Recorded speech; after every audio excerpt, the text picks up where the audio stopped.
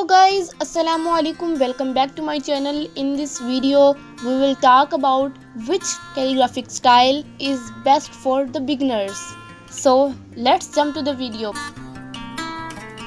Round hand. Many calligraphers find it easy to begin with is the round hand calligraphy. It's like practicing your regular English writing workbook. You can practice calligraphy fonts with the round hand even if you don't know how to catch the brush and is a complete fresher. It exists at the beginning including the basics. Fox calligraphy. We have all written cursive letters during our schooling. Writing fox calligraphy for beginners can be easy as all they have to do is copy the calligraphy letters. You know how to hold the pen and becomes even easier to do fox style as all it needs is to use any kind of pen, pencil or chalk to practice.